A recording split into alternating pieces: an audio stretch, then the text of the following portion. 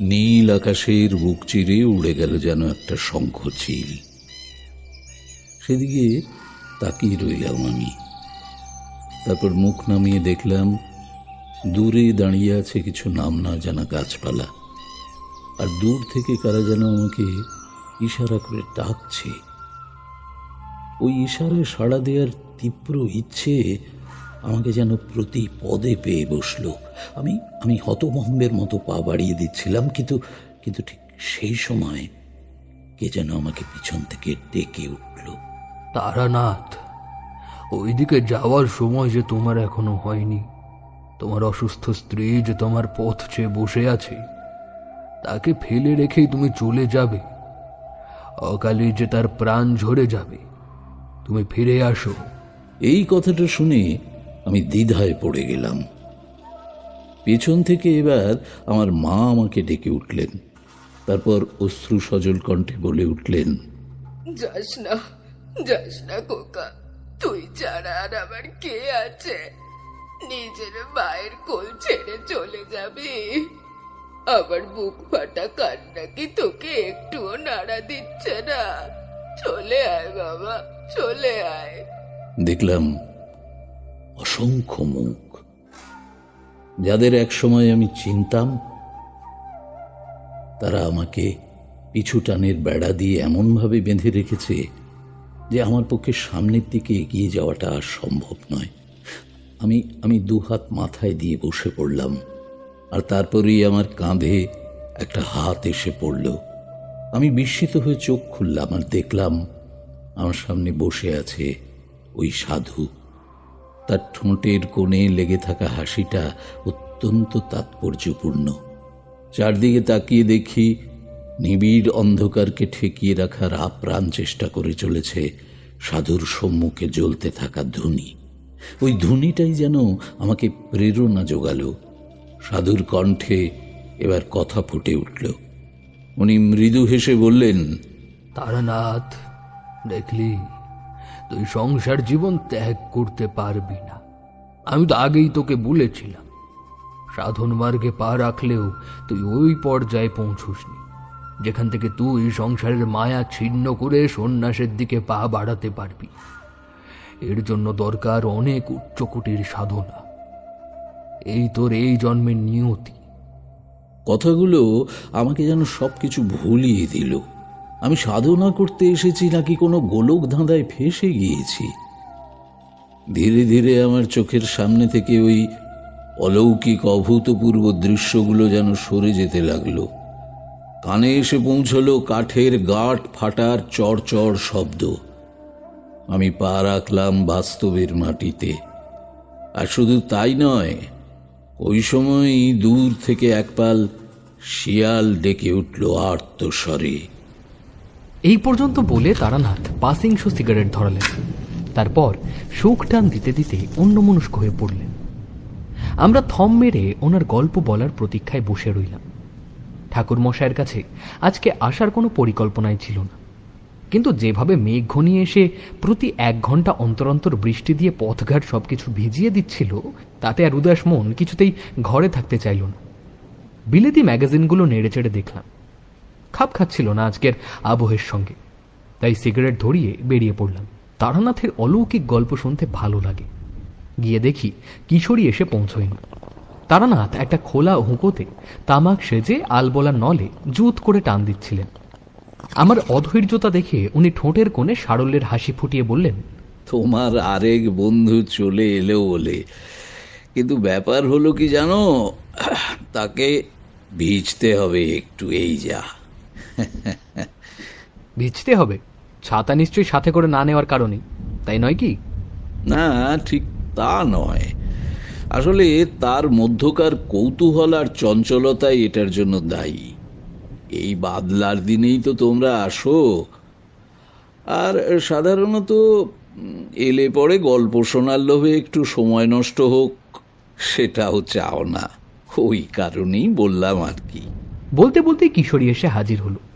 দেখলাম সে অর্ধেক ভিজে গিয়েছে। আমাদের দেখে সে বলল, কিয়ে, গল্প শুরু করে দিয়েছেন নাকি ঠাকুরমশাই? না না, এখনো শুরু হয়নি। এইবার হবে। কিন্তু কিশোরী, তুমি ভিজলে কি করে? এই ছাতাটাই যত নষ্টের গোড়া। হ্যাঁ, কোনো দিন ছাতা নিয়ে বেরোতে হয় না, কিন্তু আজ ঠাকুরমশাইয়ের কাছে আসবো বলে বেরিয়ে অনেকটাই চলে এসেছি, তখনই বৃষ্টি শুরু হয়ে গেল। বাড়ি পর্যন্ত যেতে গিয়ে ভিজতে হলো। তারপর যে ছাতাটা নিয়েছিলাম সেটা আবার ছেঁড়া ছিল। কিন্তু ঠাকুরমশাইয়ের কাছে গল্প শুনতে দেরি হয়ে গেলে অনেক কিছুই না শোনা থেকে যাবে, তাই চলে এলাম। বাদ দাও, ওসব কিছু না। কিশোরী তক্তপোষের উপরে বসে পড়ল। তারপরেই ঠাকুরমশাই তার কথাগুলো বলতে শুরু করেছিলেন। তারানাথ থামার পর একটা থমথমে নীরবতা নেমে এলো ঘরে। আমি এতক্ষণ মন্ত্রমুগ্ধের মতন শুনছিলাম। এবার আমি নড়ে চড়ে বসলাম। আমার চোখে তখন কৌতূহলের ঝলক। আচ্ছা ঠাকুরমশাই, কিন্তু আপনি ওই সাধুর কাছে পৌঁছলেন কিভাবে? ওই অলৌকিক সাধু যিনি কিনা আপনার মনের কথা আপনার নিয়তি পর্যন্ত বলে দিতে পারেন, তার দর্শন পেলেন কি করে? আর এটা কোন সময়ের কথা বলছেন আপনি? তারানাথ একটা দীর্ঘ সুকটান দিলেন সিগারেটে, ধোঁয়া ছাড়লেন আলস্যে। ওনার চোখে তখনও সেই অদ্ভুত ঘটনার রেশ। তারপর বললেন, সে এক লম্বা কাহিনী বিভূতি। আমি তখন এক চরম সংকটের মধ্যে দিয়ে যাচ্ছিলাম, বুঝলে। আমার স্ত্রী মনোরমার শরীরটা হঠাৎ করে খুব খারাপ হতে শুরু করলো। প্রথমে জ্বর, তারপর কাশি, দুর্বলতা। মামুলি ব্যাপার বলেই মনে হয়েছিল, কিন্তু দেখতে দেখতে তার অবস্থা এমন গুরুতর হয়ে উঠল যে ডাক্তাররা পর্যন্ত হাত তুলে দিলেন। এক একজন এক এক রকম কথা বলতে শুরু করলেন। কেউ বললেন জটিল সংক্রমণ, কেউ বললেন বিরল এক ব্যাধি। কোনো ওষুধে কাজ দিচ্ছিল না। মনোরমা দিন দিন চোখের সামনে শুকিয়ে কাঠ হয়ে যাচ্ছিল, যেন তার শরীরের সমস্ত প্রাণ শক্তি শুষে নিচ্ছিল কোনো অদৃশ্য সত্তা। তার চোখগুলো গর্তে ঢুকে গিয়েছিল, চামড়া ফ্যাকাশে, নিষ্প্রাণ। শ্বাস নিতে রীতিমতো কষ্ট হতো তার, জানো। প্রতিটা শ্বাস যেন তার শেষ শক্তিটুকু নিংড়ে নিচ্ছিল। ঘরের বাতাস তার কষ্ট আর আতঙ্কে ভারী হয়ে উঠত। রাতে যখন সে ঘুমতো, তার শ্বাস প্রশ্বাসের শব্দে মনে হতো যেন এক প্রেতাত্মা ঘরের মধ্যে ঘুরে বেড়াচ্ছে। আমি তার মুখের দিকে তাকিয়ে শুধু প্রার্থনা করতাম। তার কষ্ট দেখে আমার বুক ফেটে যেত। এক এক সময় মনে হতো এর চেয়ে মৃত্যু হয়তো ভালো, কিন্তু পরক্ষণেই ভাবতাম না, তাকে বাঁচাতেই হবে। সেই তো ছিল আমার সব। বিয়ের মাত্র কয়েক মাস পরের ঘটনা এইগুলো। তাকে ছাড়া আমি অনাথ হয়ে যেতাম। তার দুর্বল হাতে আমার হাত ধরে রাখাটা একসময় আমার কাছে সান্ত্বনা ছিল, কিন্তু এখন তা আমার অক্ষমতার প্রতীক হয়ে দাঁড়িয়েছিল। একদিন ডাক্তার এসে মুখ কালো করে বললেন, ঠাকুরমশাই, আমরা আর কিছু পারছি না। রোগটা এমন দ্রুত ছড়াচ্ছে যে কোনো অ্যান্টিবায়োটিক কাজই করছে না। শরীরের ভেতরে যেন কিছু একটা কুড়ে কুড়ে খাচ্ছে। অলৌকিক কিছু না ঘটলে দেখুন, ঈশ্বরের কাছে প্রার্থনা করে। ডাক্তারের অসমাপ্ত বাক্যটা আমার মাথার মধ্যে হাতুড়ির মতো আছড়ে পড়ল। অলৌকিকভাবে স্ত্রীকে সুস্থ করে তুলব, এই ভেবে আমার অনেকগুলো রাত বিনিদ্র কেটে গিয়েছিল। মনোরমা তখন মৃত্যুর দোরগোড়ায়। তার চোখ দুটো আমার দিকে তাকিয়েছিল, যেন একটা শেষ আশ্রয় খুঁজছে। সেই চোখে ছিল একরাশ অব্যক্ত বেদনা, একরাশ আশা। সেই আশা আমাকে কুরে কুরে খাচ্ছিল। এই পরিস্থিতি আমাকে কঠিনতম এক পরীক্ষার মুখে ঠেলে দিয়েছিল। আমি কি তার আশা পূরণ করতে পারবো? আমি কি পারবো তাকে মৃত্যুর গ্রাস থেকে ফিরিয়ে আনতে? এটাই ছিল আমার জীবনের সবচেয়ে বড় প্রশ্ন। সেই রাতে আমি ঠিক করলাম, যেভাবেই হোক আমি এই সাধুর সন্ধানে যাব। আমার জীবন তখন এক রুদ্ধশ্বাস টানাপোড়েনের মধ্যে দিয়ে যাচ্ছিল। একদিকে আমার অসুস্থ স্ত্রীর মরণাপন্ন অবস্থা, আরেকদিকে ওই সাধুকে খুঁজে পাওয়ার মরিয়া ইচ্ছে। আমি সিদ্ধান্ত নিলাম যে যেভাবেই হোক ওই সাধুর শরণাপন্ন হয়ে তাকে সবকিছু বলে তার কাছ থেকে স্ত্রীর প্রতিকার নিতে হবে। কিন্তু ছেদ পড়ল ভাবনায়। আমি অস্থির হয়ে পড়লাম। কোথায় পাবো সেই সাধুকে? কিভাবে যাব তার কাছে? এই প্রশ্নগুলো আমার মাথার ভেতর ঘুরপাক খাচ্ছিল অনবরত। চারদিকে শুধু অন্ধকার দেখছিলাম। মনোরমার চোখের সেই আকুল আবেদন আমাকে এক মুহূর্ত স্থির থাকতে দিচ্ছিল না। পরের দিন ভোর না হতেই আমি বেরিয়ে পড়লাম। আমার কোনো নির্দিষ্ট গন্তব্য ছিল না, শুধু জানতাম আমাকে সেই সাধুকে খুঁজে বের করতে হবে। প্রথমে গেলাম গ্রামের এক প্রবীণ পুরোহিতের কাছে। তিনি অনেক তন্ত্র মন্ত্র আর অলৌকিক ঘটনা সম্পর্কে জানতেন। তাকে খুলে বললাম সব। মন দিয়ে শুনলেন তিনি। তারপর দীর্ঘশ্বাস ফেলে বললেন, বাবা তারানাথ, আর তুমি এক কঠিন পরীক্ষার মধ্যে পড়েছ। যে সাধুর কথা তুমি বলছো তিনি সাধারণ কেউ নন। তাকে খুঁজে পাওয়া ভাগ্যের ব্যাপার। তবে আমার জানা মতে এই এলাকার উত্তরে এক গভীর জঙ্গলের ভেতরে একটা প্রাচীন মন্দিরের ধ্বংসাবশেষ আছে। জনশ্রুতি আছে যে সেখানে নাকি মাঝে মাঝে মহাযোগীরা আসেন। তুমি একবার সেখানে খোঁজ করে দেখতে পারো। পুরোহিতের কথা শুনে আমার মনে ক্ষীণ আশার আলো জ্বলে উঠল। আমি আর দেরি না করে সেই মন্দিরের দিকে রওনা দিলাম। পথ ছিল দুর্গম, ঘন জঙ্গল, আঁকা বাঁকা পথ, সাপের ভয়, কিন্তু কিছুই আমাকে আটকাতে পারছিল না।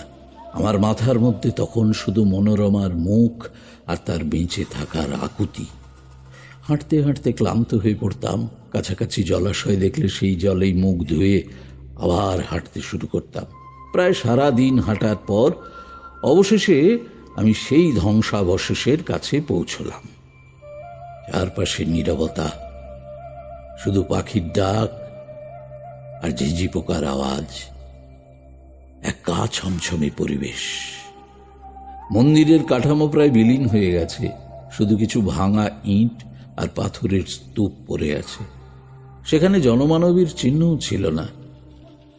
আমি হতাশ হয়ে পড়লাম।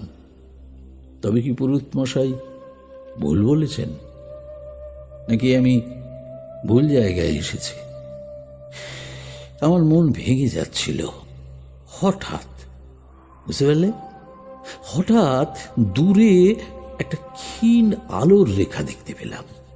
নিবিড় অন্ধকারের মধ্যে সেই আলো যেন আমাকে ইশারা করছিল। আমি সেই দিকে এগিয়ে গেলাম। আলোর উৎস অনুসরণ করে আমি একটা ছোট গুহার সামনে এসে দাঁড়ালাম।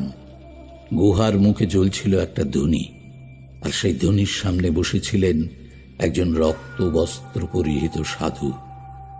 তার জটাধারী চেহারা, মুখে প্রশান্তির হাসি। তাকে দেখে আমার মনে হলো ইনি সেই ব্যক্তি যার সন্ধানে আমি এত দূর এসেছি। আমার সব সন্দেহ, সব ক্লান্তি যেন এক নিমেষে দূর হয়ে গেল। আমি গুহার মুখে দাঁড়িয়ে পড়লাম। সাধু চোখ বুজে বসেছিলেন, যেন আমার উপস্থিতি তিনি জানেন না, কিন্তু আমার মন বলছিল তিনি সবই জানেন। ধীরে ধীরে আমি এগিয়ে গেলাম তার কাছে। গুহার ভেতরে ধুনির আলোয় তার মুখটা স্পষ্ট দেখা যাচ্ছিল। সেই চোখে ছিল এক অদ্ভুত গভীরতা, যা আমার অন্তরকে যেন স্পর্শ করে গেল। আমি তার সামনে হাঁটু গেড়ে বসলাম। কি বলবো বুঝতে পারছিলাম না। সাধু ধীরে ধীরে চোখ খুললেন। তার মুখে একটা মৃদু হাসি। তিনি বললেন, তারানাথ, এসেছিস? আমি তো জানতুম তুই আসবি। তোর স্ত্রীর জন্য তোর যে এখানে অনেক কিছু করার বাকি আছে। আমি হতবাক হয়ে গেলাম। তিনি কিভাবে জানলেন আমার নাম, আমার স্ত্রীর কথা? আমার মনে হলো আমার জীবনের প্রতিটি ইতিবৃত্ত যেন তিনি আমাকে দেখা মাত্র জেনে ফেলেছেন। আমি আর নিজেকে ধরে রাখতে পারলাম না, তার পায়ে লুটিয়ে পড়লাম। আমার চোখ থেকে জল গড়িয়ে পড়ছিল। কাঁদতে কাঁদতে আমি আমার স্ত্রীর অবস্থার কথা বললাম, তাকে বাঁচানোর জন্য আকুতি জানালাম। তারপর সাধুই আমাকে বললেন যে আমার দ্বারা তন্ত্র সাধনা বেশি দূর হবে না। গুহার আড়ালে হোগলার বন থেকে শিয়াল ডেকে উঠছিল। উনি আমাকে ওই সময় সম্মোহন করে আমাকে আসল সত্যিটা দেখালেন, কিন্তু তা সত্ত্বেও আমি ওনার কাছে আমার প্রার্থনা জানালাম। সাধু সব শুনলেন মন দিয়ে, তারপর আমার মাথায় হাত রেখে বললেন, শান্ত হ। আমি সব জানি। তোর স্ত্রীর রোগটা সাধারণ নয়, এটা একটা অভিশাপ, কিন্তু এর প্রতিকারও আছে। তবে তার জন্য তোকে এক কঠিন পরীক্ষা দিতে হবে। সাধুর কথা শুনে আমার মনে একটা অদ্ভুত মিশ্র অনুভূতি হলো, আশা আর ভয়ের। কি সেই পরীক্ষা যা আমার স্ত্রীর জীবন বাঁচাতে পারে? আমি জানতে চাইলাম সাধুর কাছে, কিন্তু সাধু শুধু মৃদু হেসে বললেন, সময় হলে সব জানতে পারবি। আপাতত তুই ফিরে যা, তোর স্ত্রী এখনো তোর জন্য অপেক্ষা করছে। আমি একটু দ্বিধায় পড়ে গেলাম। ফিরে যাব? তাহলে কি আমার আশাটা বৃথা হলো? আমার মনের অবস্থা বুঝতে পেরে সাধু বললেন, চিন্তা করিস না তারানাথ, আমি তোকে সঠিক পথ দেখাবো, কিন্তু এখনো সময় আসেনি। তোর স্ত্রীর অবস্থা আজ রাত থেকে আরো খারাপ হবে, তাকে প্রস্তুত থাকতে বলিস। আর মনে রাখিস, বিশ্বাসই তোর একমাত্র পথ। আমি সাধুর কথা মেনে ফিরে এলাম, কিন্তু আমার মনের মধ্যে এক অস্থিরতা কাজ করছিল। সাধু কিসের ইঙ্গিত দিলেন? আজ রাত থেকে আরো খারাপ হবে, এই চিন্তা আমাকে কুঁড়ে কুঁড়ে খাচ্ছিল। আমি কি সঠিক কাজ করছি? আমার স্ত্রী কি বাঁচবে তো? ঠাকুরমশাই সিগারেটের দগ্ধাবশেষটা নারকেলের মালায় গুঁজে দিলেন। তার মুখটা চিন্তায় ডুবেছিল। তারপর কি হলো ঠাকুরমশাই? কিশোরী অধৈর্য হয়ে জিজ্ঞেস করল। আমিও উৎসুক দৃষ্টিতে তারানাথের দিকে তাকিয়েছিলাম। আচ্ছা, আপনি কি তারপর সত্যি বাড়ি ফিরে এলেন? আপনার স্ত্রীর অবস্থা সত্যি আরো খারাপ হয়েছিল? আমি জানতে চাইলাম।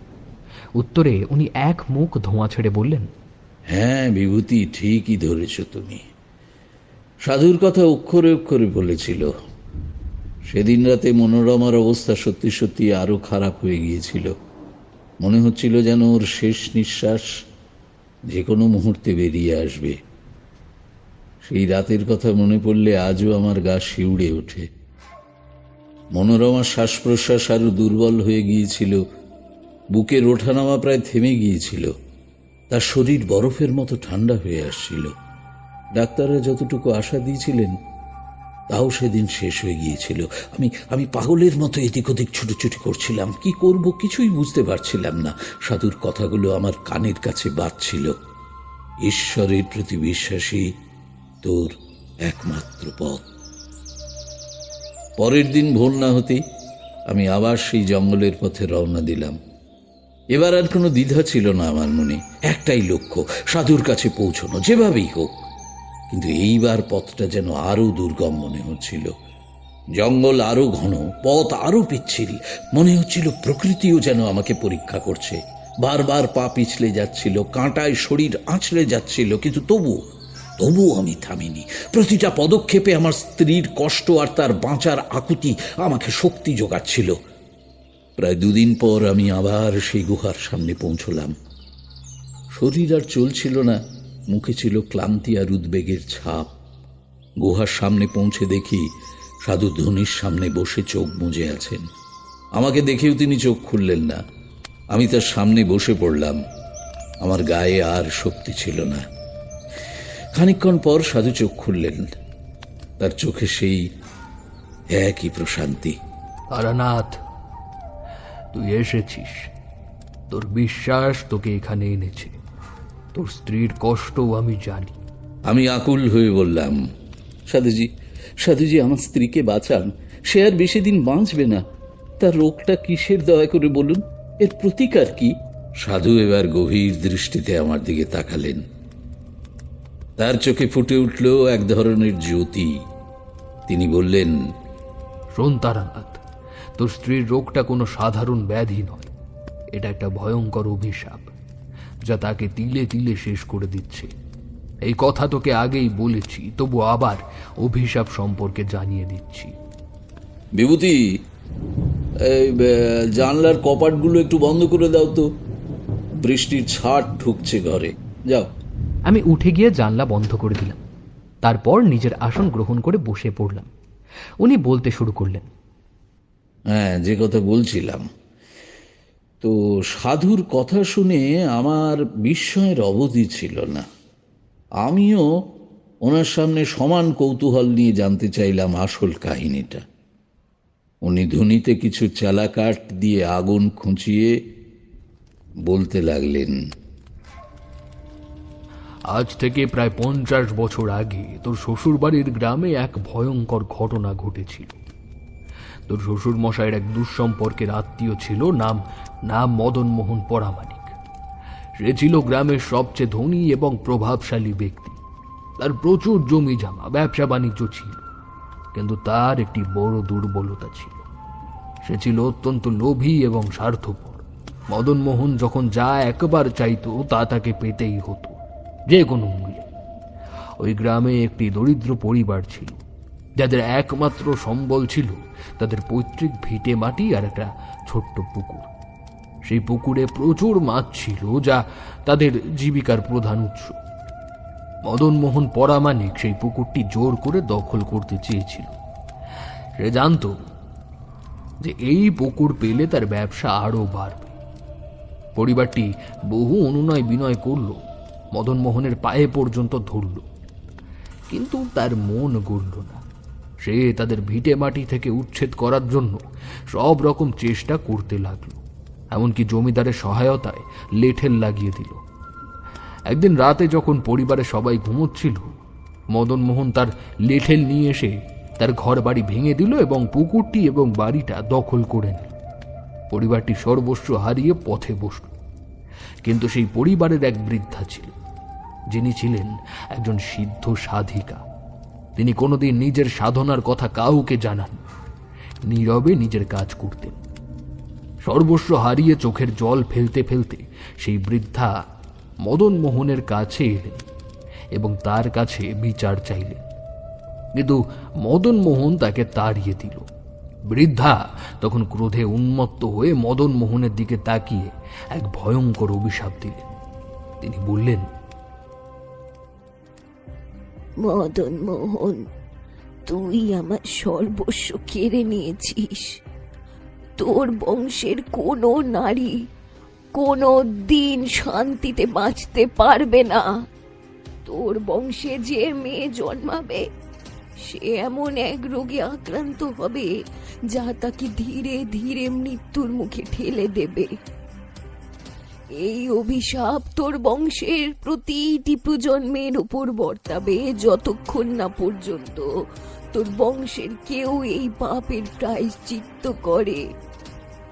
এই রোগটি হবে এমন এক ব্যাধি যা কোনো ডাক্তার বা বৈদ্য সারাতে পারবে না। শরীর ক্ষয় হতে থাকবে, আর শেষ পর্যন্ত মৃত্যু এসে সব যন্ত্রণার অবসান ঘটাবে।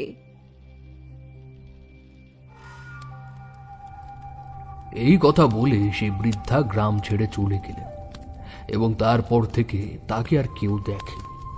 মদন মোহন প্রথমে সেই অভিশাপকে পাত্তা দেয়নি। সে ভেবেছিল এসব বুড়ো মানুষের প্রলাপ, কিন্তু অল্প কিছুদিন পরেই তার নিজের মেয়ের শরীরে এই রোগের লক্ষণ দেখা দিতে শুরু করল। প্রথমে সামান্য জ্বর, দুর্বলতা, তারপর শরীর ক্ষয় হতে লাগলো, শীর্ণ হতে থাকলো। গ্রামের কোনো বৈদ্য বা কবিরাজ তার চিকিৎসা করতে পারলেন না। অল্প বয়সেই তার মেয়ে মারা গেল। এরপর থেকে একে একে মদন মোহনের বংশের নারীরা এই রোগে আক্রান্ত হতে শুরু করল। প্রত্যেক প্রজন্মের কোনো না কোনো নারী এই অভিশাপের শিকার হয়েছে। এই রোগটি কোনো নির্দিষ্ট রূপ নেয় না, একবার এক এক রকম লক্ষণ নিয়ে আসে, তবে ফলাফল একই, ধীরে ধীরে মৃত্যুর দিকে ঠেলে দেওয়া। তোর স্ত্রী মনোরমা মদন মোহনেরই বংশের মেয়ে।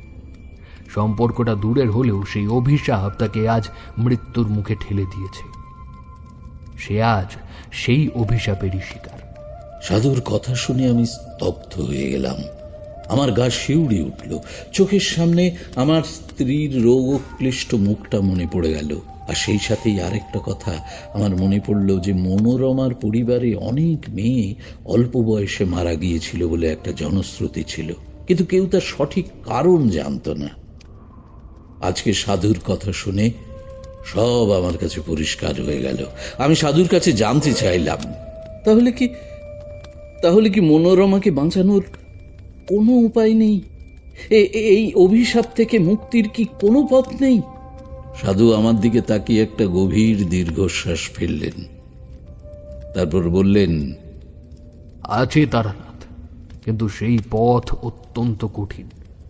তোকে এক কঠিন পরীক্ষা দিতে হবে। এই পরীক্ষা দিতে গিয়ে হয়তো তোর প্রাণ সংশয়ও হতে পারে। তুই কি পারবি? সাহস আছে তোর? তারানাথ আবার নীরব হয়ে গেলেন। গল্প বলতে বলতে ওনার এইভাবে অন্যমনস্ক হয়ে যাওয়াটা এই প্রথমবার অনুভব করলাম। আমরা মন্ত্রমুগ্ধের মতন বসেছিলাম। পরের ঘটনা শোনার জন্য আমার মনে একটা কৌতূহল কাজ করছিল। কি সেই পরীক্ষা ঠাকুরমশাই? কিশোরী রুদ্ধশ্বাসে জিজ্ঞেস করল। তারানাথ একটা দীর্ঘশ্বাস ফেললেন, তারপর বললেন, হ্যাঁ, পরীক্ষাই বটে। সাধু আমাকে বললেন, এই অভিশাপ থেকে মুক্তি পেতে হলে তোকে এক শ্মশান ক্রিয়া করতে হবে। এমন এক শ্মশানে যেখানে সাধারণ মানুষ দিনের বেলাও পা রাখতে ভয় পায়। আমি প্রথমে হকচকিয়ে গেলাম। শ্মশান ক্রিয়া? কিন্তু আমার তখনও তেমন অভিজ্ঞতা ছিল না। অল্প বিস্তর সাধনা করে যা ক্ষমতা পেয়েছিলাম তাই দিয়ে ওই বড় মাপের শ্মশান ক্রিয়া করা আমার পক্ষে যে কতটা সম্ভব সে সম্পর্কে আমি নিজেই যথেষ্ট সন্দিহান হয়ে পড়লাম। তো সাধু আমার মুখের দিকে তাকিয়ে যেন আমার মনের কথাটা বুঝতে পারলেন। তিনি বললেন, ভয় পাস না তারানাথ, তুই তো তান্ত্রিক দীক্ষায় দীক্ষিত, আর তোর ইতিমধ্যেই যথেষ্ট অভিজ্ঞতা আছে। এতে এমন কিছু বিচলিত হবার কোনো কারণ নেই। কাজটা তোকেই করতে হবে। তা না হলে এই অভিশাপ থেকে মুক্তি পাওয়া যে সহজ উপায় না। শুধু এই ক্রিয়াটা তোকে আমার নির্দেশ মতন পালন করতে হবে। মা কালীর নাম করে তুই নেমে পড় এই সাধনার কাজে। শুধু মায়ের প্রতি বিশ্বাস রেখে কাজ শুরু কর, তাহলেই হবে। আর মনে রাখিস, এই পথে ভয় পেলে চলবে না। আমি দেখেছি তোর ভবিতব্য। তুই এই সাধনার কাজে অনেক বাধা পেলেও তুই ঠিকই এতে সফল হবি। এরপর ওই সাধু কিসের একটা গুঁড়ো মুঠিবদ্ধ করে সেটা নিজের মুখের কাছে ধরলেন, তারপর সেইটা নিক্ষেপ করলেন ওই ধুনির ওপর। ধুনির ওপর ওইটা ফেলতেই আগুন যেন কয়েক ধাপ ঠেলে ওপরে উঠে গেল। আর সেই আগুনের মধ্যেই আমি দেখলাম একটা মূর্তি, চতুর্ভুজ একটা মূর্তি আগুনের মধ্যে ফুটে উঠেছে। সাধু বিড় করে বেশ খানিকক্ষণ মন্ত্র জপলেন, তারপর আমার দিকে তাকিয়ে প্রফুল্ল হয়ে বললেন, তারানাথ, মায়ের কৃপাধন্য হলি তুই। মা তোর সাথে আছে। এরপর তিনি আমাকে সাধনার সম্পর্কে বলতে লাগলেন। আজ গভীর রাতে যখন চারিদিক নিস্তব্ধ হয়ে যাবে, তখন তোকে তোর গ্রাম থেকে প্রায় 3 ক্রোশ দূরে অবস্থিত শ্মশানকালী শ্মশানে যেতে হবে। সেই শ্মশান বহু বছর ধরে অব্যবহত। সেখানে দাহ কার্য হয় না বললেই চলে। লোকে বলে সেখানে অশরীরী আত্মারা ঘুরে বেড়ায়। সেই শ্মশানের ঠিক মাঝখানে একটি প্রাচীন শ্মশানকালীর মন্দির আছে, যা এখন প্রায় ধ্বংসস্তূপে পরিণত হয়েছে। সেই মন্দিরের সামনে তোকে একটি নির্দিষ্ট মন্ত্র জপ করতে হবে এবং কিছু উপাচার নিবেদন করতে হবে। এই ক্রিয়া শুরু হবার পর যত ভয়ঙ্কর ঘটনাই ঘটুক না কেন, তোকে বিচলিত হওয়া চলবে না। তুই এক মুহূর্তের জন্য তোর স্থান ত্যাগ করতে পারবি না। যদি ওই মন্ত্র জপ সম্পূর্ণ করতে পারিস, তাহলে তোর স্ত্রী সুস্থ হয়ে উঠবে। আর যদি না পারিস। সাধু শেষ কথাটা বললেন না, কিন্তু তার চোখের দৃষ্টিতে যে ভয়াবহতা ছিল তা আমাকে বুঝিয়ে দিল যে ব্যর্থতার পরিণতি কতটা মর্মান্তিক হতে পারে। আমি শক্ত করে নিলাম আমার মনকে। মনোরমাকে বাঁচাতে হলে আমাকে এই পরীক্ষা দিতেই হবে। সেই রাতে আমি শ্মশানকালী শ্মশানের দিকে রওনা দিলাম। আকাশে চাঁদ ছিল না, তারার আলোও ছিল ম্লান, চারদিক খুটখুটে অন্ধকার। শ্মশানের পথে নামতেই একটা ঠান্ডা বাতাস আমার গা ছুঁয়ে গেল, যেন মৃত্যুর শীতল স্পর্শ। পথের দুপাশে ঘন গাছপালা, তাদের ছায়া অন্ধকারে আরো বিকট আকার ধারণ করছিল। মনে হচ্ছিল যেন গাছগুলো কালো হাত বাড়িয়ে আমাকে গ্রাস করতে চাইছে। প্রতি পদক্ষেপে আমি ভয়ে কোঁকড়ে যাচ্ছিলাম, কিন্তু মনোরমার মুখটা মনে পড়তেই সব ভয় উপেক্ষা করে এগিয়ে যাচ্ছিলাম। শ্মশানের কাছাকাছি পৌঁছতেই একটা অদ্ভুত নিস্তব্ধতা আমাকে গ্রাস করল। ঝিঁঝি পোকার ডাক, এমনকি হাওয়ার শব্দও যেন থেমে গিয়েছিল। শুধু আমার হৃৎপিণ্ডের ধুক ধুক শব্দ শুনতে পাচ্ছিলাম আমি। শ্মশানের প্রবেশ পথটা ছিল একটা ভাঙা গেট। গেট পার হতেই আমার মনে হলো যেন আমি একটা অন্য জগতে প্রবেশ করেছি, একদম অন্য একটা জগৎ। চারদিকে পোড়া কাঠ আর ছাইয়ের গন্ধ, যা বাতাসে এক অদ্ভুত পরিবেশের সৃষ্টি করেছিল। কয়েকটা আতপোড়া চিতা দেখা যাচ্ছিল, সেগুলো অন্ধকারে আরো ভয়ঙ্কর লাগছিল। শ্মশানের মাঝখানে সেই শ্মশানকালী মন্দিরের ধ্বংসাবশেষ, ভাঙা দেওয়াল, ছাদের কোনো চিহ্ন নেই, শুধু একটা ভাঙা মূর্তি কোনো মতে দাঁড়িয়ে আছে। আমি ধীরে ধীরে মন্দিরের দিকে এগিয়ে গেলাম। সাধুর নির্দেশ মতো আমি নির্দিষ্ট স্থানে গিয়ে বসলাম। সঙ্গে আনা উপচারগুলো মন্দিরের সামনে রাখলাম, তারপর সাধুর শেখানো মন্ত্র জপ করতে শুরু করলাম। প্রথমেই বুঝতে পারলে একটা অদ্ভুত ঠান্ডা কিছু অনুভব করলাম। হ্যাঁ, মনে হলো যেন আমার চারপাশের তাপমাত্রা হঠাৎ করে কয়েক ডিগ্রি কমে গেছে। তারপর বাতাস বইতে শুরু করলো, কিন্তু অদ্ভুত, গাছের পাতা নড়ছিল না একটাও। মনে হচ্ছিল বাতাসটা শুধু আমার চারপাশে ঘুরছে। হঠাৎ করে দূর থেকে শিয়ালের তীব্র হুক্কা হওয়ার শব্দ আসতে লাগলো। ক্রমশই সেটা তীব্র থেকে তীব্রতর হচ্ছিল। শব্দগুলো আমার স্নায়ুর উপর চাপ সৃষ্টি করছিল। আর তারপরেই শুরু হলো আসল ভয়াবহতা। আমার সামনে ভাঙা মন্দিরের ওই মূর্তিটা নড়তে শুরু করলো বলে মনে হলো। মূর্তিটার চোখ থেকে যেন লাল আলো বেরোচ্ছিল। আমার মাথার উপর থেকে শুকনো পাতা ঝরে পড়তে লাগলো, যদিও আশেপাশে কোনো গাছ ছিল না। আমি স্পষ্ট অনুভব করছিলাম অদৃশ্য কোনো সত্তা আমার চারপাশে ঘোরাঘুরি করছে। মনে হচ্ছিল যেন অসংখ্য চোখের দৃষ্টি আমার দিকে তাকিয়ে আছে। হঠাৎ করে আমার মনে হলো যেন কেউ আমার কানের কাছে ফিসফিস করে কিছু বলছে, কিন্তু আমি কিছুই বুঝতে পারছিলাম না। শুধু একটা চাপা গোয়ানি শব্দ শুনতে পাচ্ছিলাম কানে। হিম হয়ে আসছিল আমার শরীর। সাধুর কথা হঠাৎ মনে পড়ল। তিনি বলেছিলেন, এক মুহূর্তের জন্য স্থান ত্যাগ করবি না। আমি দাঁতে দাঁত চেপে এই বিভৎস দৃশ্যগুলোকে সহ্য করলাম, কিন্তু তবু আমার হাত পা কাঁপছিল। তারপর এক বিকট অট্টহাসির শব্দে শ্মশানের নিস্তব্ধতা ভেঙে গেল। মনে হলো যেন শত শত প্রেতাত্মা একসঙ্গে হেসে উঠেছে। হাসির শব্দটা আমার মাথার ভেতর ঘুরপাক খাচ্ছিল। মনে হচ্ছিল যেন তারা আমার কানের পর্দা ছেড়ে ফেলবে।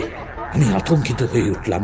মনে হলো যেন আমার গলার ভেতর কিছু আটকে আছে। চিৎকার করতে চাইছি আমি, পারছিলাম না। আকাশে বিদ্যুৎ চমকাতে শুরু করলো, যদিও কোনো মেঘ ছিল না। বিদ্যুতের আলোয় শ্মশানের বিভীষিকাময় রূপটা আরো প্রকট হয়ে উঠল। আমি দেখলাম আমার চারপাশের ভাঙা মূর্তিগুলো, পোড়া কাঠগুলো যেন জীবন্ত হয়ে উঠেছে। কিছু ছায়া মূর্তি আমার চারপাশ দিয়ে ঘুরে বেড়াচ্ছে। তাদের অবয়ব অস্পষ্ট, কিন্তু তাদের উপস্থিতি আমি স্পষ্ট অনুভব করতে পারছিলাম। এই সময় আমার মনে হলো, না, আর পারছি না, আমি আর পারছি না। এই ভয়াবহতা আমার সহ্য করার ক্ষমতা ছাড়িয়ে যাচ্ছিল। মরিয়া হয়ে উঠে পড়লাম আমি। আমার মনে হলো আমার স্ত্রী মরে তো মরে যাক, কিন্তু কিন্তু কিন্তু আমি এই নরকে আর এক মুহূর্ত থাকবো না। আমি পালাবো। আমি শ্মশান থেকে ছুটে বেরিয়ে আসার চেষ্টা করলাম। সাধুর নির্দেশ ভুলে গেলাম। মনোরমার মুখটাও যেন মনে পড়ছিল না তখন আমার। শুধু নিজের জীবন বাঁচানোর জন্য আমি মরিয়া হয়ে ছুটতে লাগলাম। যেই না আমি উঠতে গেলাম, অমনি এক অদৃশ্য শক্তি আমাকে টান মেরে বসিয়ে দিল। মনে হলো যেন শত শত হাত আমাকে চেপে ধরেছে। আমি ছটফট করতে লাগলাম, কিন্তু নড়তে পারলাম না। একটা ঠান্ডা তীব্র বাতাস আমার কানে ফিস ফিস করে বলল, কোথায় পালাচ্ছিস তারানাথ? এইখানে যে ঢোকে সে আর বেরোতে পারে না। তুই আজকে শেষ হয়ে যাবি রে, তোর চিতা জ্বলবে আজকে। আমি দুই কানে প্রবল ভাবে হাত রেখে চিৎকার করে বলে উঠলাম, না না না না না না না, আমাকে আমাকে ছেড়ে দাও, ছেড়ে দাও। আমার স্ত্রী অসুস্থ, আমাকে আমাকে আমার কাজটা সুস্থভাবে করতে দাও, না হলে যে ও মৃত্যুর মুখে পতিত হবে। আমার শরীর অসাড় হয়ে গেল। আমি চোখ তুলে দেখলাম মন্দিরের মূর্তিটা যেন আরো কাছে চলে এসেছে। তার চোখ থেকে আরো তীব্র লাল আলো বিচ্ছুরিত হচ্ছে। আমার মনে হলো আজ আমার শেষ দিন, আমি এবার মরে যাব এই শ্মশানে। এই দৃশ্য দেখে আমার শরীর থেকে সমস্ত শক্তি ফুরিয়ে গেল। আমি জ্ঞান হারালাম।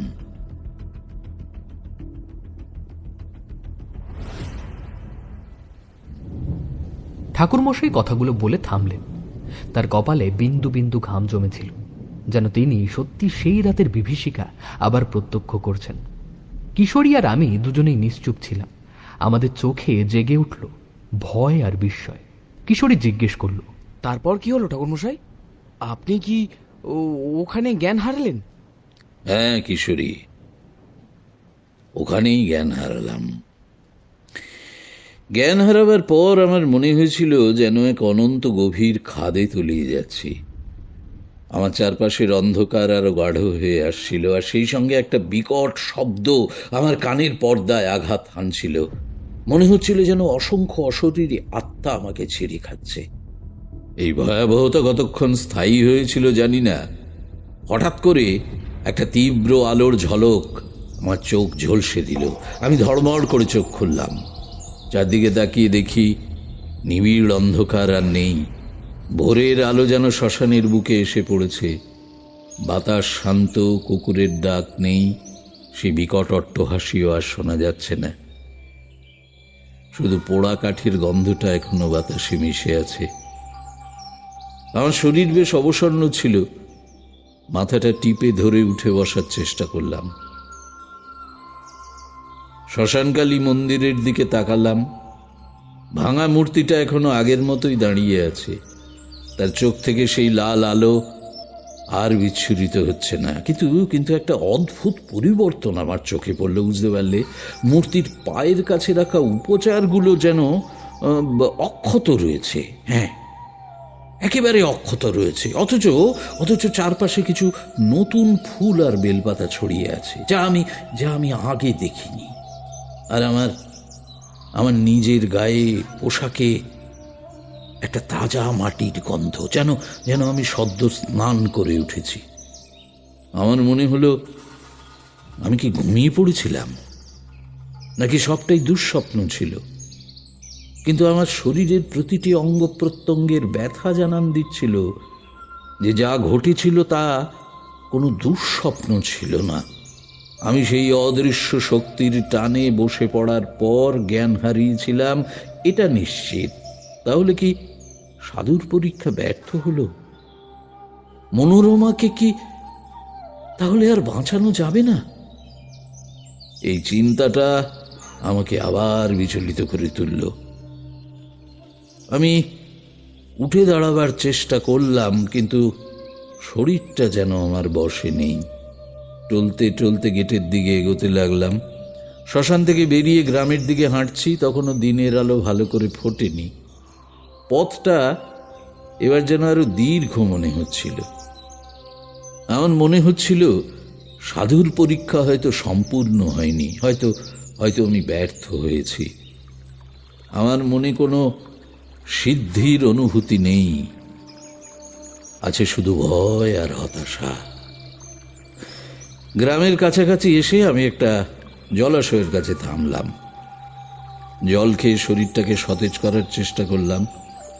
অঞ্জলি ভরে জল মুখে দিতেই আমার মনে হলো যেন দেহে মনে শান্তি ফিরে এসেছে, তৃষ্ণা যেন কিছুটা কমেছে, আগের চাইতে অনেকটা হালকা অনুভব করলাম। তারপর যখন জলের দিকে তাকালাম, আমার চোখ কপালে উঠল। জলের মধ্যে আমার প্রতিবিম্ব দেখছি, কিন্তু কিন্তু সে আমি একা নই।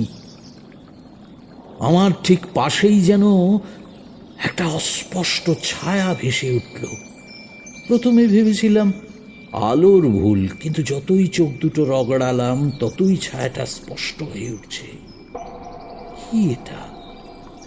এটা কি কোনো অশরীরী আত্মা? শ্মশানের বিভীষিকা কি আমাকে এখনো তাড়া করেছে? আতঙ্কিত হয়ে আমি পিছিয়ে গেলাম, কিন্তু ছায়াটা নড়ল না। হঠাৎ করে আমার মনে হলো যেন ছায়াটা আমার দিকে তাকিয়ে আছে। আমার মনের ভেতর একটা অদ্ভুত অনুভূতি হলো। মনে হলো আমি যেন তার কথা বুঝতে পারছি, যদিও যদিও সে কোনো শব্দ করছে না। একটা আকুল আবেদন যেন আমার মনের কোণে ভেসে উঠল। হয়তো ওই ছায়াটাই আমাকে বলে উঠল, সাহায্য করো, সাহায্য করো। আমি হতভম্ব হয়ে গেলাম। এটা এটা কি হচ্ছে আমার সাথে? আমি কি পাগল হয়ে যাচ্ছি? তারপর তারপর হঠাৎই আমার মনে পড়ল সাধুর কথা। উনি বলেছিলেন, ইষ্ট দেবতার প্রতি বিশ্বাসী তোর একমাত্র পথ। আর মনে পড়ল শ্মশানে আমার জ্ঞান হারানোর আগের মুহূর্তের কথা, যখন অদৃশ্য শক্তি আমাকে টেনে বসিয়েছিল এবং আমার কানে ফিসফিস করে কিছু বলেছিল। হঠাৎই একটা বিদ্যুৎ ঝলকের মতো আমার মনে একটা নতুন উপলব্ধি হলো। আমি কি তবে সেই অলৌকিক ক্ষমতা লাভ করেছি যার কথা সাধু ইঙ্গিত দিয়েছিলেন? আমি কি এখন সেই অশরীরী আত্মাদের দেখতে পাচ্ছি যাদের অস্তিত্ব কেবল চোখে দেখা যায় না? আমার মনে হলো আমার তৃতীয় নয়ন উন্মোচিত হয়েছে। এই অনুভূতিটা যেমন আনন্দের ছিল, তেমনই ছিল ভয়ঙ্কর। কারণ এর মানে হলো শ্মশানের পরীক্ষা সম্পূর্ণ ব্যর্থ হয়নি, কিন্তু এর পরিণতি কি হবে সেটা আমি জানতাম না। তাড়াতাড়ি আমি বাড়ির দিকে ফিরলাম। মনোরমা তখনও প্রায় অচেতন অবস্থায় শুয়ে আছে। তার শরীর এখনো খুব দুর্বল, কিন্তু আগের দিনের চেয়ে কিছুটা ভালো দেখাচ্ছে তাকে। তার শ্বাস প্রশ্বাস কিছুটা স্বাভাবিক হয়েছে, সাধুর কথা কিছুটা হলেও ফলেছে।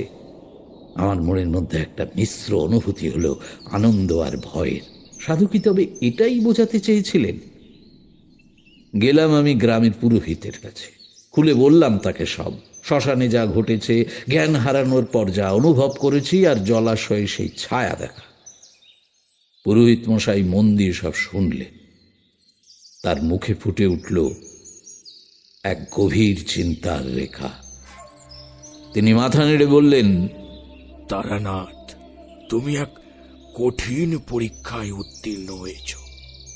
সাধুর কৃপায় তোমার তৃতীয় নয়ন উন্মোচিত হয়েছে। তুমি এখন সেই জগতের সঙ্গে সংযোগ স্থাপন করতে পারো যা সাধারণ মানুষের চোখে অদৃশ্য থাকে। হ্যাঁ, কিন্তু কিন্তু এর একটা ভয়াবহ পরিণতিও আছে। পুরোহিতের কথা শুনে আমি চমকে উঠলাম। পরিণতি মানে? হ্যাঁ, যখন কোনো মানুষ এই ধরনের ক্ষমতা লাভ করে, তখন তার উপর ভালো এবং মন্দ উভয় শক্তির দৃষ্টি পড়ে। শ্মশানে তুমি যে শক্তির সম্মুখীন হয়েছিলে তা ছিল অভিশাপের সাথে জড়িত কিছু নেতিবাচক শক্তি।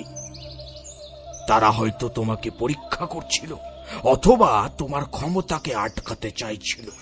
কিন্তু এখন তোমার ক্ষমতা প্রকাশিত হওয়ায় তোমার কাছে তারা ঘেঁষতে পারছে না বটে, কিন্তু তাদের আক্রোশ তোমার ওপর বিদ্যমান আছে তারানাথ। আমি চুপ করে পুরোহিতের কথা শুনলাম। আমাদের গ্রামের দক্ষিণ পশ্চিমে দক্ষিণাকালীর পুজো করত ওই পুরোহিত। তবে তন্ত্রমন্ত্র সম্বন্ধে তার জ্ঞান ছিল অসীম। তাই সে আমাকে প্রথম দিকেই নানাবিধভাবে সাহায্য করত। আমার স্ত্রীর যে শরীর খারাপের পিছনে কোনো অভিশাপ কাজ করছে, সেই কথা তিনি একটা ত্রিকোণ মণ্ডল কেটে ছক এঁকে বলে দিয়েছিলেন প্রথমে। তারপর ওই ত্রিকাল সিদ্ধ সাধকের সন্ধান দেন তিনি। তো যাই হোক, ফিরে এলাম বাড়িতে। তারপর একদিন কেটে গেল।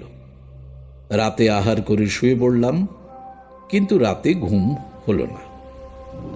কেন ঠাকুরমশাই? আসল কারণ কি? কারণ রাতের বেলা আমার স্ত্রীর চাপা গোঙানি শুনে আমি চমকে উঠলাম, আর সেই সাথেই গলায় একটা চাপ অনুভব করলাম। ওই মারণ চাপ যে কি কষ্টদায়ক সেটা তোমাদের বলে বোঝাতে পারবো না।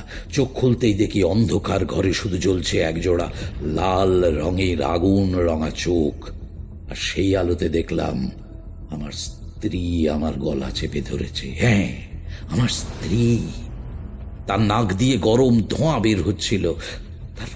তারপর তার চুল মাথায় একদম সামনে চলে এসেছে। আমি আমি আমি চেষ্টা করতে লাগলাম আমার স্ত্রীকে ঠেকিয়ে রাখার, কিন্তু আমি আমি আমি পাচ্ছিলাম না। কিন্তু যে গুহ্য ক্রিয়া করে তাকে ঠেকিয়ে রাখবো সেই উপায় আমার ছিল না। শরীরের উপর একটা বিশাল কিছু যেন চেপে বসেছিল। আমি এরপরই আমার দৈহিক বল দিয়ে স্ত্রীকে পাশে ঠেলে ফেলে দিলাম। তারপর দ্রুততার সাথে বিছানা ছেড়ে এগিয়ে গেলাম জানলার দিকে। তারপর জানলার কপাট দুটো খুলে দিতেই বাইরে ঢুকে পড়া জ্যোৎস্না কিরণে তার চোখ ধাঁধিয়ে গেল। আমি বলে উঠলাম, কে তুই? কেন আমার স্ত্রীকে কষ্ট দিচ্ছিস?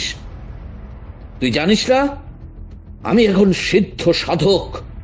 ইচ্ছে করলেই তোকে আমি শেষ করে দিতে পারি। বল, কে তুই? খলখলিয়ে হেসে উঠল আমার স্ত্রী। তারপর বলল, তুই তোর সিদ্ধি দিয়ে আমাকে পরাস্ত করতে পারবি না, কেননা আমি তো তোর স্ত্রীকে নিয়ে যাবই। তোর স্ত্রীর আয়ু আর বেশি নেই রে। আমি কোনো কথা না বলে শুধু মা কালীকে স্মরণ করলাম। তারপর একটা গুহ্য মন্ত্র আউড়ে ফু মারলাম, আর তাতেই কাজ হলো। কাটা কলা গাছের মতো সে পড়ে গেল মাটিতে। আর বলাই বাহুল্য, একটা কালো রঙের ধোঁয়াকে আমার স্ত্রীর শরীর থেকে সরে যেতে দেখলাম।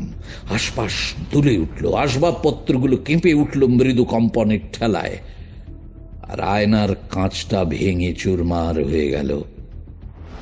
তারপর পরিস্থিতি শান্ত হলো। আমি এইবার এগিয়ে গেলাম মনোরমার দিকে। গিয়ে দেখি তার গায়ে জ্বরের তীব্রতা অত্যধিক বৃদ্ধি পেয়েছে। আমি তার পাশে বসে অসহায়ের মতো ওই সাধুকে স্মরণ করলাম, চোখ বুজেই ধ্যানে লীন ছিলাম। এরপর দেখলাম যে উনি এলেন এবং বললেন, কি জানতে চাস তারানাথ? কি তোর অভিসন্ধি? আমি কাতরভাবে বললাম, সাধুজি, আমি তো আপনার বলা ওই কঠিন পরীক্ষায় উত্তীর্ণ হয়েছি, তাহলে মনোরমা সেরে উঠছে না কেন? কি গাফিলতি রয়েছে আমার সাধনায় বলুন? মৃদু হাসলেন ওই সাধক। তারপর বললেন, সাধারণ কাজে তোর কোনো গাফিলতি ছিল না। তুই তোর অভীষ্ট লক্ষ্যে পৌঁছে গিয়েছিস, কিন্তু তোর স্ত্রীকে সুস্থ করতে গেলে তোকে ভালোই বেগ পেতে হবে তারানাথ। এই অভিশাপ সহজে ছেড়ে দেবে না। দীর্ঘদিন ধরে রীতি অনুসারে যেভাবে মৃত্যু হয়ে আসছে সেটা তো তোর স্ত্রীর দিকে ধাবিত হবে। তবে তুই এবং তোর স্ত্রী মনোরমা মাতৃকৃপাধন্য, তাই সরাসরি ক্ষতি করতে পারছে না। তোর স্ত্রীর অভিশাপের পেছনে যে মূল কারণ, সেই মদন মোহন পরামানিক তো মারা গেছে, কিন্তু তার লোভ এবং পাপের ফলস্বরূপ যে শক্তি তৈরি হয়েছিল তা এখনো সক্রিয় আছে। শ্মশানে তুই সেই শক্তিরই কিছু অংশকে দেখেছিস। এখন তোর ক্ষমতা দিয়ে তুই তাদের আরো বেশি আকর্ষণ করবি। আর সেই অভিশাপের মূল শিকড়, যা মদন মোহন বা তার পূর্বপুরুষদের পাপের সঙ্গীতে তাদের পাপের সঙ্গে জড়িয়ে তার পূর্বপুরুষদের পাপের সঙ্গে জড়িত, তা এখনো উন্মোচিত হয়নি। মনোরমাকে সম্পূর্ণ সুস্থ করতে হলে তোকে সেই মূল শিকড় পর্যন্ত পৌঁছতে হবে, না হলে এর সুরাহা হবে না। সাধনা করে সিদ্ধি লাভ করে তুই অমিত শক্তি লাভ করেছিস ঠিকই, কিন্তু এইবার ওই শক্তিকে অবলম্বন করে তোকে নিজের লক্ষ্যে এগিয়ে যেতে হবে। সাধুর কথা শুনে আমার মনে হলো আমি এক গোলক ধাঁধার মধ্যে পড়েছি, এক ভয়ানক পথ, যার শেষ কোথায় আমি জানি না। মনোরমাকে বাঁচাতে হলে আমাকে এই ক্ষমতা ব্যবহার করতে হবে, কিন্তু এই ক্ষমতা আমাকে কোন বিপদের দিকে নিয়ে যাবে কে জানে। আমার মনে হলো শ্মশানে আমি যে ভয় দেখেছিলাম তা হয়তো শুধু শুরু ছিল। আরো আরো বড় এক ভয় আমার জন্য অপেক্ষা করছে। এই প্রশ্নগুলো আমাকে প্রতিনিয়ত করে করে খাচ্ছিল। তারপর কি হলো ঠাকুরমশাই? সেই বড় ভয়টা কি ছিল? আর আপনি কি সেই মূল শিকড় পর্যন্ত পৌঁছতে পেরেছিলেন? ঠাকুরমশাইয়ের মুখ থেকে মনে হচ্ছিল তিনি যেন গভীর চিন্তামগ্ন। চারি আরেক দফা চা নিয়ে এলো। সেই চায়ে জুত করে কয়েকটা চুমুক দেওয়ার পরে পরবর্তী অংশ শোনার জন্য মন ব্যাকুল হয়ে উঠল। তারানাথ এবার স্বপ্নাবিষ্টের মতন বললেন, আমি সিদ্ধান্ত নিলাম এই রহস্যের সমাধান আমাকে করতেই হবে। মনোরমার সুস্থতা এখন আমার সাধনার মূল লক্ষ্য। আমি গভীর ধ্যানে বসলাম, চন্দ্র দর্শন করতে শুরু করলাম। উদ্দেশ্য ছিল সেই মূল শিকড়কে খুঁজে বের করা যা এই অভিশাপের জন্ম দিয়েছে। ধ্যানে বসতেই আমার মনে হতে লাগলো আমি যেন এক অজানা সুড়ঙ্গের ভেতর দিয়ে এগিয়ে যাচ্ছি। চারপাশে গাঢ় অন্ধকার, আর মাঝে মাঝে ঝলসে উঠছে কিছু অস্পষ্ট ছবি। পুরনো আমলের বাড়ি, জীর্ণ দালান, আর কিছু মুখ যাদের চোখে গভীর লোভ আর হতাশা। হঠাৎ করে আমি একটা স্পষ্ট ছবি দেখতে পেলাম। এক বৃদ্ধ, তার চোখ লালচে, মুখে নিষ্ঠুর হাসি, হাতে একটা ছোট কাঠের সিন্দুক। সিন্দুকটি সে মাটির নিচে পুঁতছে, আর তার পাশে দাঁড়িয়ে আছে মদনমোহন প্রামাণিকের পূর্বপুরুষের মতো দেখতে একজন। ছবিটা অস্পষ্ট হলেও আমি বুঝতে পারছিলাম যে এই সিন্দুকের মধ্যেই হয়তো লুকিয়ে আছে এই অভিশাপের আসল রহস্য। ধ্যান ভেঙে আমি চোখ খুললাম। আমার কপাল ঘামে ভেজা। বুঝতে পারলাম যে এই সিন্দুকটাই হলো সেই মূল শিকড়। ওই সিন্দুকটা আমাকে যে করেই হোক খুঁজে বের করতে হবে। কিন্তু কোথায় পাবো এই সিন্দুক? কোথায় পুঁতেছিল সেই বৃদ্ধ? হঠাৎ আমার মনে পড়ল মদনমোহন প্রামাণিকের পৈতৃক ভিটের কথা। শোনা যায় তাদের পুরনো বাড়িটা নাকি এখন পরিত্যক্ত। হয়তো সেখানেই এর সূত্র পাওয়া যাবে। আমি আর দেরি না করে পরদিনই মদনমোহন প্রামাণিকের পৈতৃক ভিটের উদ্দেশ্যে রওনা দিলাম। আর সেই সাথেই ওই গ্রামের নামটাও আমার মনে ভেসে উঠল। কি নাম ছিল ঠাকুরমশাই ওই গ্রামের? আমি জিজ্ঞেস করলাম ঠাকুরমশাইকে। উত্তরে তিনি বললেন, জলঙ্গিপাড়া। সেখানে গিয়ে আমাকে মদনমোহন প্রামাণিকের কথা জিজ্ঞাসা করতে হবে গ্রামের স্থানীয় মানুষদেরকে। জায়গাটা আমাদের রুদ্রপুর থেকে বেশ খানিকটা দূরই বলতে হবে। আমি সেই কোন সকালে বেরিয়ে গেলাম। যাওয়ার সময় আমার মা এবং বড় বৌদিকে পই পই করে বলে দিয়ে এসেছিলাম, শোনো, আমি এখন একটা বিশেষ কাজে বেরোচ্ছি, কিন্তু আমার হয়তো কিছুদিন সময় লেগে যেতে পারে বাড়ি ফিরতে। তোমরা মনোরমার দিকে একটু খেয়াল রেখো, বুঝতে পেরেছ? ও হালকা সুস্থ হলেও পুরোপুরি সুস্থ হয়ে ওঠেনি। বাড়ির লোক ছাড়া অন্য কেউ যেন তার ঘরে না ঢোকে, এটা খেয়াল রাখবে। এটা খেয়াল রেখো, কিন্তু বারবার করে বলে দিচ্ছি আমি। ঠিক আছে তারানাথ, তোর স্ত্রীকে নিয়ে তোকে চিন্তা করতে হবে না। তুই কিন্তু সাবধানে যাস বাবা। আমি মাকে প্রণাম করে ইষ্টনাম করতে করতে বেরিয়ে গেলাম বাড়ির বাইরে। গন্তব্য তখন জলঙ্গিপুর। গ্রামে ঢোকার পথেই আমার একজনের সাথে দেখা হয়ে গেল। লোকটা যেন কোথায় যাচ্ছিল। আমি তাকে ডেকে জিজ্ঞাসা করলাম, বলছি শুনছেন? হ্যাঁ হ্যাঁ, এইদিকে এইদিকে, হ্যাঁ একটু শুনুন। লোকটা থমকে দাঁড়িয়ে পড়ল, তারপর আমাকে উদ্দেশ্য করে বলল, কে? কি চাই আপনার? দেখে তো ভিনদেশি বলেই মনে হচ্ছে, কিন্তু আপনি কে? দেখুন, এই গ্রামে আমি ভিনদেশীও বটে, কিন্তু আমাকে একটা জায়গার হদিশ দিতে পারবেন? আচ্ছা, এইখানে মদনমোহন পরমাণিক বলে কেউ থাকতো? কি নাম বললেন? বৃদ্ধ লোকটি পুনরায় একই প্রশ্ন করল। আমি ওই নামটার পুনরাবৃত্তি করতেই ওই বৃদ্ধ চমকে উঠল। তারপর আমার দিকে তাকিয়ে আপাদমস্তক দেখে নিল। তারপর বলল, আপনি ওই বাড়ির হদিশ খুঁজছেন? আপনার সাহস আছে। ওই বাড়িটাই এখন কেউ থাকে না। আগে ওই বাড়িটাই এই গ্রামের সবচেয়ে সমৃদ্ধশালী বাড়ি ছিল, কিন্তু এখন সেদিন নেই। কোন এক ভুলের কারণে ওই বাড়ির মধ্যেই অভিশাপ লেগে পুরো বংশটাকেই শেষ করে দিয়েছে। আর একটা কথা বলি, ওই বাড়ির অনেক শরিক ওই আস্তানা ছেড়ে পালিয়ে গিয়েছে। এখন ওই বাড়ির ভিতরে আর কেউ থাকে না।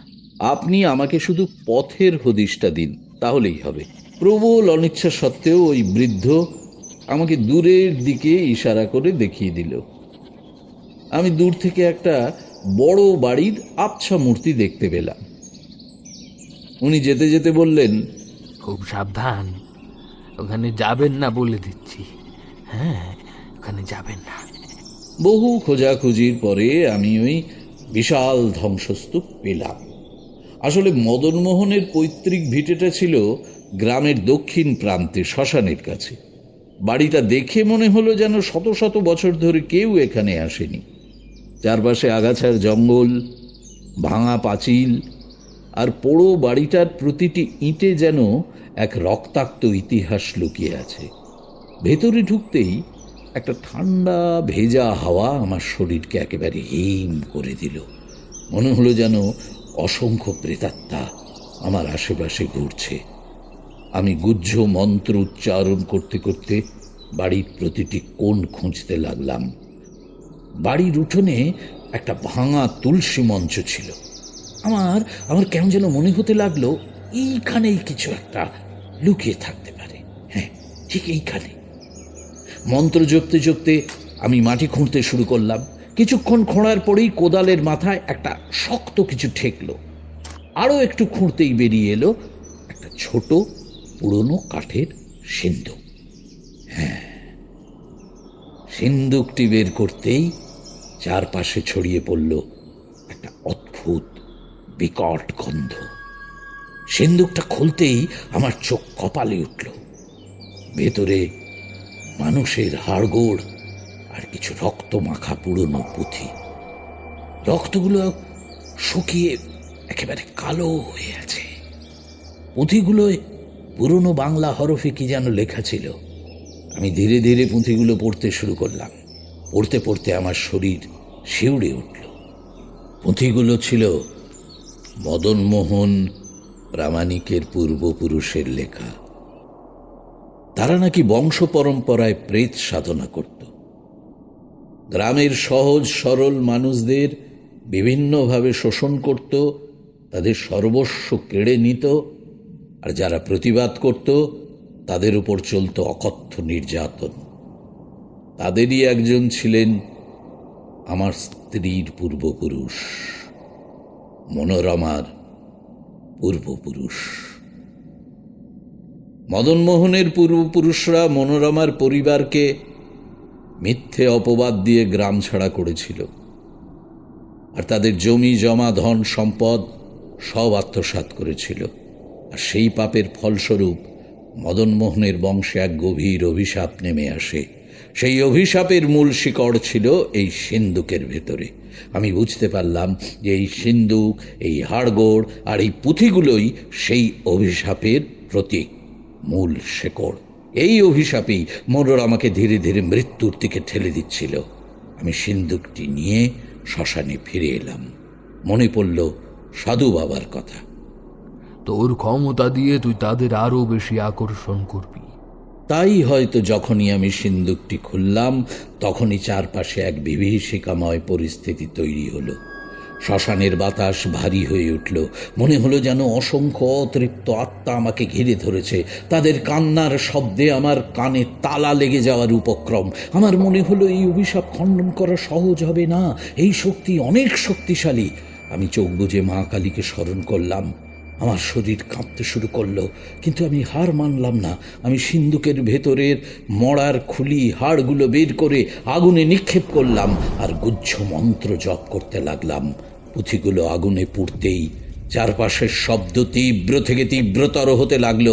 মনে হলো যেন শ্মশানের মাটি ফেটে যাচ্ছে, আকাশ কাঁপছে।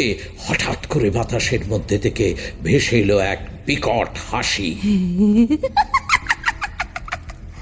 তারানাথ, এই অভিশাপ যুগ যুগ ধরে চলে আসছে। তো স্ত্রী মরবেই, মরবেই। আমি সিদ্ধ সাধক, আমার সাধনার শক্তি দিয়ে আমি সমস্ত অশুভ শক্তিকে পরাস্ত করতে পারি। মা কালীর কৃপায় আমি আজ এই অভিশাপকে খণ্ডন করবই। আমি আমার সমস্ত শক্তি একত্রিত করে মন্ত্র জপ করতে লাগলাম। আমার শরীর থেকে যেন এক তীব্র আলো নির্গত হতে লাগলো। সেই আলোয় চারপাশে ঘিরে থাকা অশুভ শক্তিগুলো আর্তনাদ করতে শুরু করলো। তাদের শরীর থেকে কালো ধোঁয়া বেরিয়ে আসতে লাগলো। ধীরে ধীরে তাদের আর্তনাদ ক্ষীণ হয়ে এলো, আর অবশেষে তারা পুরোপুরি মিলিয়ে গেল। চারপাশে নেমে এলো এক অদ্ভুত নীরবতা। শুধু আমার বুক ধুকধুক করছিল। আমার মনে হলো আমি যেন এক যুদ্ধ জয় করেছি। শুভ শক্তির জয় হয়েছে। কিন্তু তখনই আমার মনে হলো যে এত সহজে সব শেষ হয়ে গেল।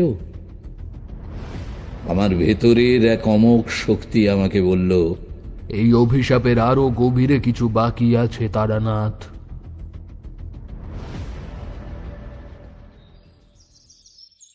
আমি যখন শ্মশান থেকে ফিরলাম তখন সকাল হয়ে গেছে। সকালে ওইখান থেকে চলে এলাম। আগেই বলেছি আমার মন খারাপ করছিল মনোরমার কারণে। গিয়ে দেখি যে একই অবস্থা। মনোরমার জ্বর তখনও কমেনি। আমি ক্লান্ত শরীরে তার পাশে বসলাম।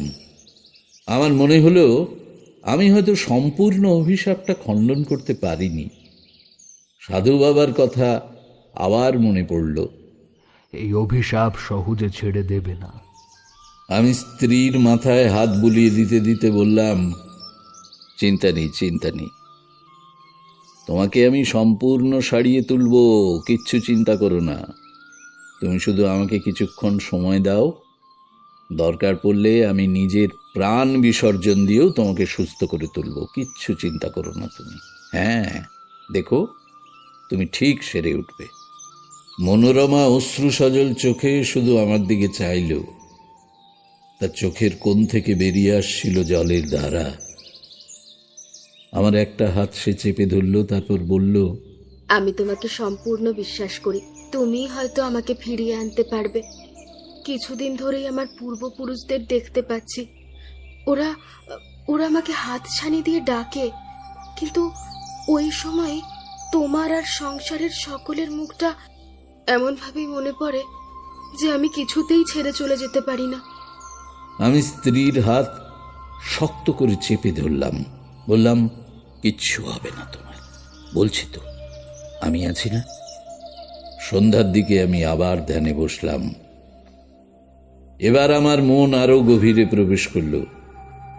আমি দেখতে পেলাম মদনমোহনের পূর্বপুরুষেরা শুধু প্রেত সাধনা করত না, তারা একটা গোপন স্থানে কিছু মূল্যবান রত্ন লুকিয়ে রেখেছিল, যা তারা গ্রামবাসীদের কাছ থেকে জোর করে কেড়ে নিয়েছিল।